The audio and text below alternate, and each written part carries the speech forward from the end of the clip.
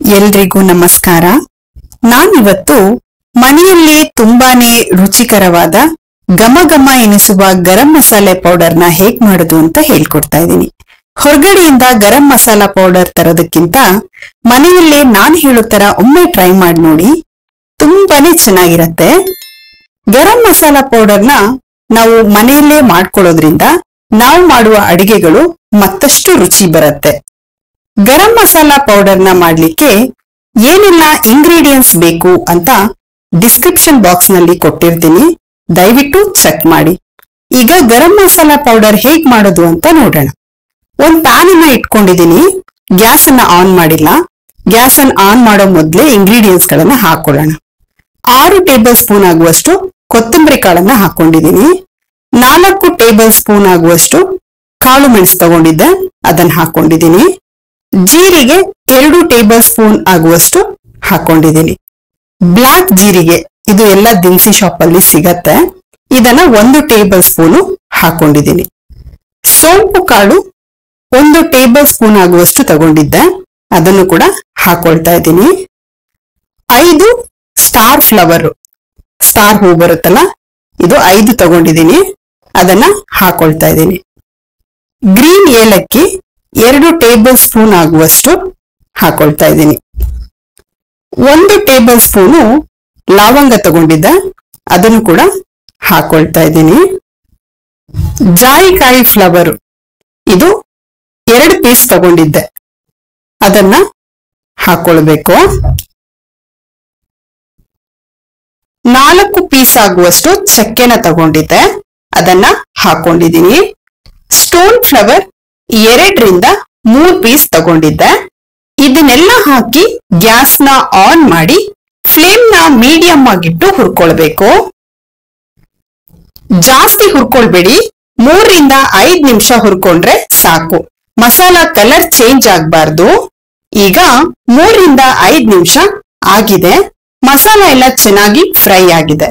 ಇದನ್ನ ಒಂದು ಪ್ಲೇಟಿಗೆ ಹಾಕೊಂಡು ತಣ್ಣಗಾಗ್ಲಿಕ್ಕೆ ಬಿಟ್ಕೊಳ್ಬೇಕು.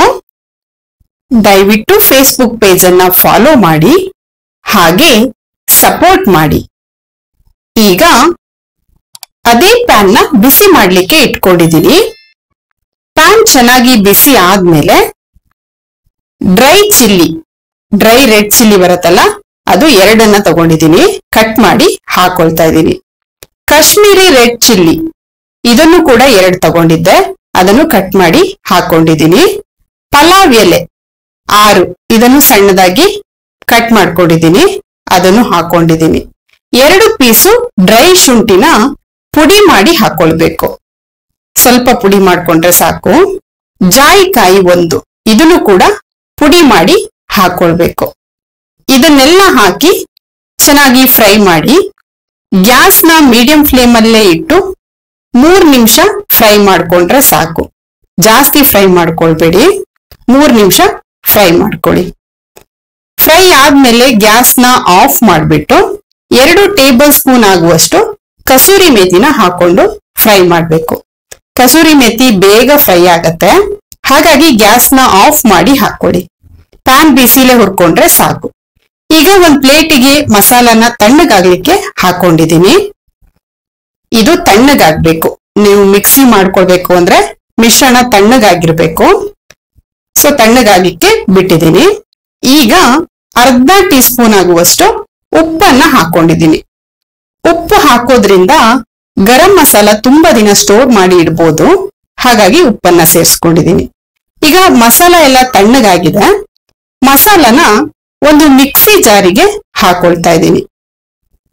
ಮಸಾಲ ಎಲ್ಲ ಮಿಕ್ಸಿ ಜಾರಿಗೆ ಹಾಕ್ಬಿಟ್ಟು ಪೌಡರ್ನ ಮಾಡ್ಕೊಳ್ಬೇಕು. ತರಿ ಮಾಡ್ಕೊಳ್ಬೇಡಿ, ನೈಸ್ ಆಗಿ ಪೌಡರ್ನ ರೆಡಿ ಮಾಡ್ಕೊಳ್ಬೇಕು. ಈಗ ಪೌಡರ್ ರೆಡಿ ಆಗಿದೆ. ಈಗ ಪೌಡರ್ನ ತಣ್ಣಗಾಗಕ್ಕೆ ಬಿಡ್ಬೇಕು. ಪೌಡರ್ ತಣ್ಣಗಾದ್ಮೇಲೆ ಇದನ್ನ ಒಂದು ಏರ್ ಟೈಟ್ ಕಂಟೈನರ್ ಬಾಕ್ಸ್ ನಲ್ಲಿ ನೀವು ಸ್ಟೋರ್ ಮಾಡಿ ಇಟ್ಕೊಳ್ಬಹುದು.